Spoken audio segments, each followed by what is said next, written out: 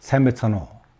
Сэргэлэн International Expedition төрийн бус байгууллагын хамт олон их сурвалж судлаад 10 дахь жилийнхаа нөөрийг энэ жил үзэж байна.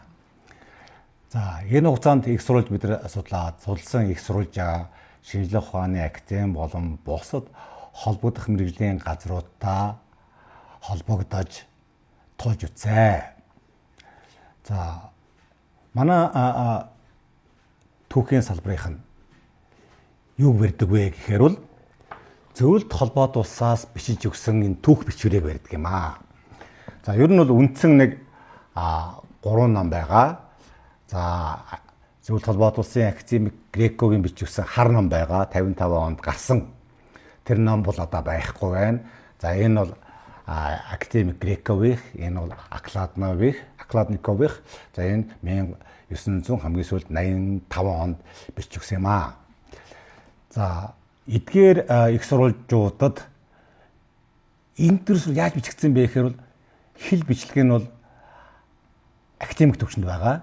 Ярихгүй. Тэр давуу тал байна. Энэ үндсэн хуам, төрөн солигдоод байдаг үндсэн хуам амыг гаргаж өгөөгүй. Өөрөөр хэлэх юм бол хүн нөөтөр, сайн бие, төр жужаан, төрөг, гойгоор их Монгол төр солигдоод байдаг мөртлөөс хэн солигддгүй юм бэ? Үндсэн ард түмнийг гаргаж өгөөгүй энэ султаалтаа яг энийг манай шинжлэх ухааны академик нь өнөөдөр барьж байна гэж. Тэгээд бид нар их сурвалж судлаад үгүй энэ зөвлөлт холбоот улсын энэ нөхдүүдийн судалсан их сурвалжуудаар бид нар явах ёстой гэхээр эдгээр зайгаа өрөөд байдаг. Үүнийг би бас сайн ойлгож байгаа. Юу гэхээр их сурвалж судал бий болоод ирэхээр эн чинь бол одоо эдийн засагт бол дид бүтц өөрчлөгдсөнтэй адилхан шүү дээ. Дид бүтц өөрчлөгдөхөөр бүх юмд өөрчлөлт ордог. За, намайг юу ярьж байгааг ойлгож байгаа хүмүүс байгаа. За, эргэлж байгаа хүмүүст би тодруулъя. За, тэртээд 25 жилийн тэртээд сум болгонд бол холбоо гэж байсан. Та мэдэх бах. За, мэдэхгүй бол хажуутлынхаа хүмүүстэй хэлээрэй. Юу гэхээр хоттой холбогдохын тулд бол сумынхаа холбоондор очиод захиалга өгөөд тэгээд уцаар ярьдаг байсан. Өнөөдөр бид нар мобайл гар утастай боллоо. Яасан? Сумын холбоо байхгүй. Хэрэггүй болсон байхгүй. Яг үүнтэй ижилхэн их сурвалж судал бий болоод ирэхээр урд нэрлэгдэж байсан, урд цуутай байсан, нэртэй байсан маш олон эрдэмтдийн ажил үнцэнгүй болж эхэлж байгаа. Дахиад нэг жишээ хэлье. За, энэ засмал зам холын аймагуудад тавиагүй байхад энэ хар замаар байхгүй үед чорон замаар явж байгаа үед бол маш олон хоолны гэрүүд тэр 20 жилийн 25 жилийн тэртээ байсан. Сайхан асфальт буюу засмал зам тавилаа. Яасан? Тэр хоолны гэрүүдийн байршил хэрэггүй болсон. Яагаад тэгэхээр шорон замаар цагт хэдэн километр явах уу, асфальтын замаар цагт хэдэн километр явах уу гэдэгтээ ижилхэн тий. Тэгэхээр энэ манай шинжлэх ухааны академийнх нь юунаас айгаад байна гэхээр энэ их сурвалж судал бий болоод ирэхээр тэд нар маш том өөрчлөлт орно. Энэ нь тэд бэлтгэлгүй байна. Энэ нь түүнээс айгаад байна.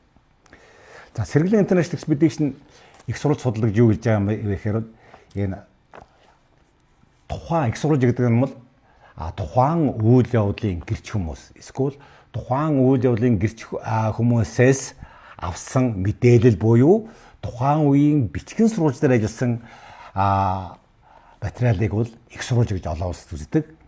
За, бид нар энэ умар төрийн төрөгт лээш ашдар за энэ хуучин тан улсын бичиг энэ номуудаа Сэргэлэн International Expedition хэвлээд за та бүхэндээ хүргэсэн одоо дууссан байгаа. Одоо шинээр энэ хоёр номыг нийлүүлээд мөн дотор тодорхой хэмжээний найруулгын одоо сайжралт хийгээд хүргэнэ. За, манай их сурвалж судлахгүй болоод ирэхээр энэ ном байна. Төрөг уйгар Монголын эртний түүх гэдэг. Энэ номыг бол хэн бичсэн бэ гэхээр бол энэ Батцуур бичсэн байгаа. Тэр Дэлгэр жаргал. Энэ ном бол ерөөсөө их сурвалжаас ангид өөрөөр хэлбэл уран зохиолагч хэлнэ.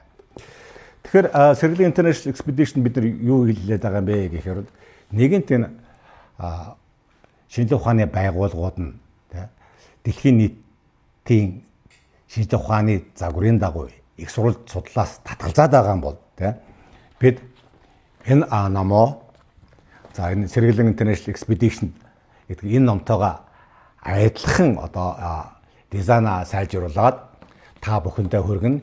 Ер нь энэ бол төрөг төртэй хамаатай. Мөн энэ дээр бид нэр ахаад сүү улсын бичгийг дээр ажиллаж байгаа.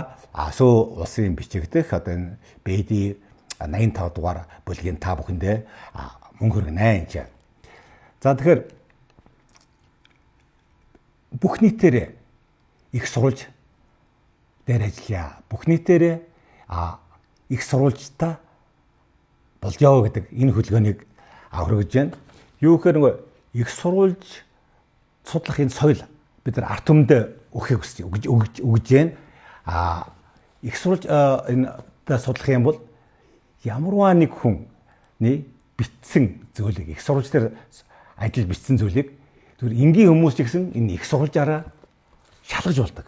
Энэ бол сайхан шалгаж болдог шүү.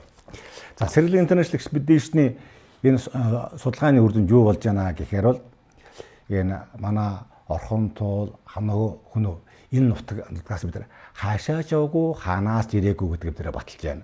Мөн Sri International Expedition энэ зөвлөлт холбоот улсын академичдын зөвлөлт холбоот улсын түүхчдийн бичиж өгсөн номдох дутууг нь гаргаж ирж байна, тийм ээ. Жишээ нь бид нар төрөг төрийн тухай ярихдаа төрийн барьжсэн төрөг болохоос биш харин үндсэн хүн ам нь бол эхний ээлжинд бол тэлээ байсан. Тэлээгийн дээдс хүннүүгийн хойчтой. Дараад нь хэн болсон бэ гэхээр бол 9 гус болсон. 9 гус бол тэлээгийн хойцоо энэ чад байна. За ингээд бид нар төрөг төрийнхаа тухай төрөг төрийн үндсэн ам нь тэлээ болохын тухай тэлээ нь хүннүүгийн хойцос болохын тухай энэ бол яг өнөөгийн тэлээ бол халах түмний дээдс яг өнөөгийн халах түмтэй адилхан Монгол улс гэж байна. Монгол төрө гэж байна. Тэр дотор хүн амын өнөхөө дэлхийн халах түмэнд байдаг. Халах түмний дээдэс ноён нургуул шууд хүннүүтэй холбогдож байгаа. Энэ бол маш сайхан. Энэ яагаад сайхан гэхээр манай урд умард хоёр хөрш бол тэгэхээр дэлхийн том хүчтэй гөрөн тэднээс бид нар өөрийнхөө эрх ашгийг бол яг тэдний хэлээр яг их сурвалжийн хэлээр үгүй бид нар энэ нутгаас хаашаа ч яваагүй хаанаас ирээгүй энэ газар ус бол манай автотогтоон буюу энэ газар ус манай үндсэн газар ус юм гэдгийг бид нар баталж байна. Мөн манай 8 дугаар зууны төрөг төрөөс уйгур төрөөс бичиж үлдээсэн хадам бичээс нь бол энэ бол халах түмний хэл зүгээр бичигжээ гэдгийг бид нар баталж байна. 13 дугаар зууны нуус тоочоо нь бол энэ бол хамаг монгол хэлээр бичигжээ гэдгийг баталж байгаа. Энэ хэлнийхээ тухай энэ эргэлдэж байгаа хүмүүст бол энэ цуврал бичлэгээ бид нар энэ төрөг төрийнхаа цувралын дараад нь халах түмний үүсэл хизээ халах түмэн үүссэн ямар их сурвалж дээр байгааг та бүхэндээ хүргэсний дараа хэлж байгаа бид орно. За ингээд Sri International Expedition сүргэж байгаа бүх нийтлэлийг та бүхэн чухалчлан үзээрэй. Та бидний гол зорилго бол үр хойцтой энэ сайхан нутгаа энэ сайхан газар усаа толгор төртэй нь хамт өглөөлөх үр хойцс маань бол маргаангүй 2234 жилийн хугацаанд энэ нутгаас хаашаа шавгүй хаанаас ирээгүй гэдэг хэний ч өмнө бусд ямар ч харийн өмнө бардам хэлдэг энэ ухааныг бид нар хүргэж байна. Баярлалаа.